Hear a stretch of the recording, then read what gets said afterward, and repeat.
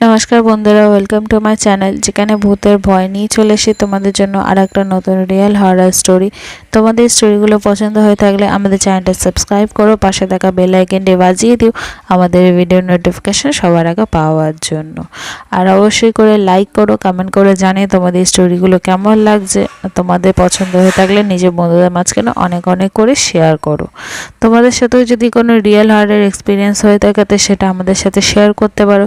ইনস্টাগ্রামের লিঙ্ক নিচে ডিসক্রিপশনে দেওয়া আছে, সেখানে এসে আমাদের সাথে কথা বলতে পারো, নিজেদের স্টোরি জানাতে পারো, আমরা তার উপরেও ভিডিও আনবো। আর প্লিজ বন্ধুরা, ইনস্টাগ্রামের লিঙ্ক নিচে দেওয়া আছে, প্লিজ ইনস্টাগ্রামের পেজটা ফলো করে নিও। তাহলে চলো আজকের গল্প শুরু করা যাক। ভুতুড়ে লিফটের রহস্য। একটি বড় শহরের মাঝখানে একটি পুরনো অফিস বিল্ডিং ছিল। সেই বিল্ডিংটির লিফট নিয়ে প্রচুর ভৌতিক গল্প প্রচলিত ছিল। কেউ কেউ বলতো রাতের বেলায় লিফট আপনা আপনি চলে, আবার কেউ বলতো লিফটে ঢুকলে অদ্ভুত কণ্ঠস্বর শোনা যায়। একদিন রিয়া নামে একজন সাংবাদিক সিদ্ধান্ত নিলেন এই রহস্যের গভীরে যাবেন। তিনি একটি রাতে ওই বিল্ডিংয়ে থাকার জন্য অনুমতি নিলেন। রাত 12টা বাজতে না বাজতেই তিনি বিল্ডিংয়ে পৌঁছালেন এবং লিফটে উঠলেন। তার সাথে একটি ক্যামেরা ছিল সবকিছু রেকর্ড করার জন্য। রিয়া লিফটে চেপে 10 তলায় যেতে চাইলেন, কিন্তু লিফটটি 5 তলায় এসে হঠাৎ করে থেমে গেল। দরজা খুলে গেল, কিন্তু কেউ ছিল না। হঠাৎ একটা ঠান্ডা বাতাসের ঝাপটা এসে রিয়ার গা ছমছম করে উঠল। দরজা বন্ধ হয়ে গেল এবং লিফট আবার চলতে শুরু করল। লিফটটি এবার 8 তলায় এসে থামল। দরজা খুলে যাওয়ার পর রিয়া দেখলেন সামনের করিডোরে একটা পুরানো লাল রঙের গাউন পরা মেয়েটি দাঁড়িয়ে আছে। মেয়েটির চোখ ছিল কালো গহ্বরের মতন। রিয়া চিৎকার করে উঠলেন, কিন্তু কোনো আওয়াজ বের হলো না। মেয়েটি ধীরে ধীরে লিফটের দিকে এগিয়ে আসতে লাগলো। ভয় রিয়া লিফটের বাটনগুলি চাপতে লাগলেন, কিন্তু কোনোটাই কাজ করছিল না। হঠাৎ লিফটটি 10 তলায় এসে থামলো এবং দরজা খুলে গেল।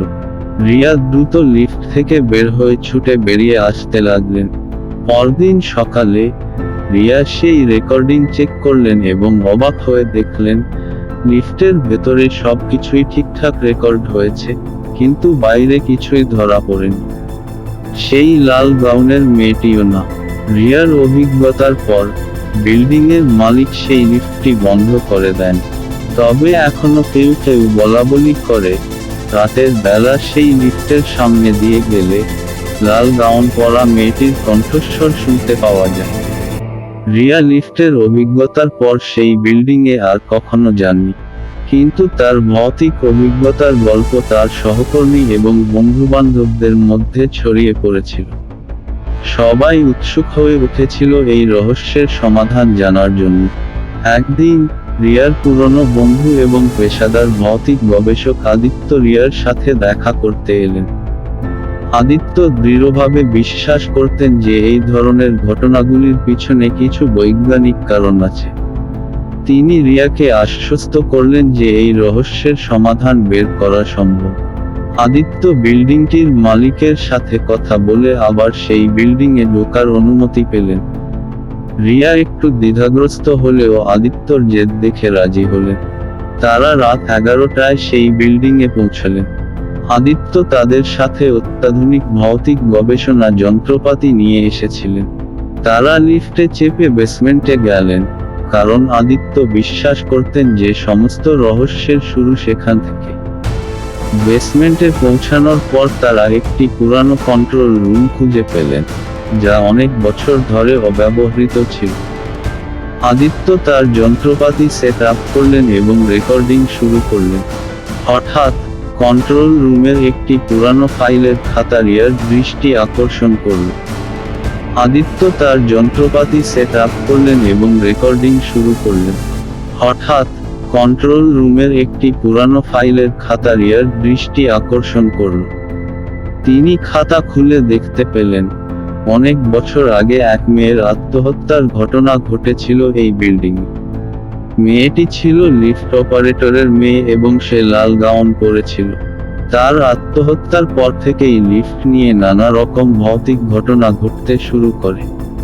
তারা আরো খোঁজখবর নিয়ে জানতে পারলেন, মেয়েটির বাবা অতিরিক্ত কাজের চাপ ও মানসিক চাপ সহ্য করতে না পেরে মানসিক ভারসাম্য হারিয়ে ফেলেছিল।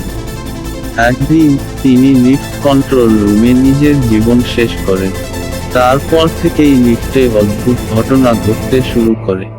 আদিত্যর যন্ত্রপাতি হঠাৎ অদ্ভুত সিগন্যাল ধরতে লাগলো। তারা দেখতে পেলেন একটি অদৃশ্য শক্তি কন্ট্রোল রুমে সক্রিয় হয়ে উঠছে। লাল গাউনের মেয়েটির আকৃতি ধীরে ধীরে স্পষ্ট হয়ে উঠতে লাগলো। সে চোখের জল মুছতে মুছতে বলল, আমার বাবাকে দোষ দিও না, সে খুব কষ্টে ছিল। আদিত্য তার সাথে কথা বলার চেষ্টা করলেন এবং বললেন, আমরা তোমাকে মুক্ত করতে চাই, তুমি শান্তিতে বিশ্রাম নাও। মেয়েটি ধীরে ধীরে মিলিয়ে গেল এবং কন্ট্রোল রুমে আবার স্বাভাবিক পরিবেশ ফিরে এল। রিয়া এবং আদিত্য বুঝতে পারলেন, মেয়েটির আত্মা তার বাবার কষ্টের জন্য এই বিল্ডিংয়ে আটকে ছিল। পরদিন সকালে আদিত্য এবং রিয়া বিল্ডিং এর মালিককে সমস্ত ঘটনা জানালেন এবং তার পরামর্শে একটি পুরোহিতকে ডেকে পূজা ও হোম করিয়ে বিল্ডিং এর পবিত্রতা ফিরিয়ে আনলেন। রিয়া এবং আদিত্যর অভিজ্ঞতা নিয়ে শহরে অনেক আলোচনা চলছিল। তাদের সাহসিকতা এবং বুদ্ধিমত্তার প্রশংসা করছিল সবাই, কিন্তু তাদের জীবনের রহস্যের শেষ ছিল না। একদিন তাদের কাছে একটি অজানা নম্বর থেকে ফোন এলো। ফোনের ওপর প্রান্ত থেকে একজন নারীর কণ্ঠ শোনা গেল, আপনারা কি ভুতুড়ে ঘটনাগুলি সমাধান করেন? আদিত্য উত্তর দিলেন, হ্যাঁ, আমরা কিছুদিন আগে একটি ঘটনার সমাধান করেছি, আপনি কি সাহায্য চান? নারী বললেন, হ্যাঁ, আমার নাম কাব্য, আমি একটি পুরনো বাড়িতে থাকি যেখানে অনেক অদ্ভুত ঘটনা ঘটছে, আমি খুব ভয় পাচ্ছি, আপনি কি আসতে পারবেন? রিয়া এবং আদিত্য কাব্যের সাহায্য করার জন্য রাজি হলেন। তারা ঠিকানা নিয়ে সেই বাড়িতে পৌঁছালেন। বাড়িটি ছিল অনেক পুরনো এবং একটু দূরে শহরের প্রধান এলাকা থেকে। বাড়ির চারপাশে ঘন জঙ্গল এবং পুরনো গাছপালা ছিল।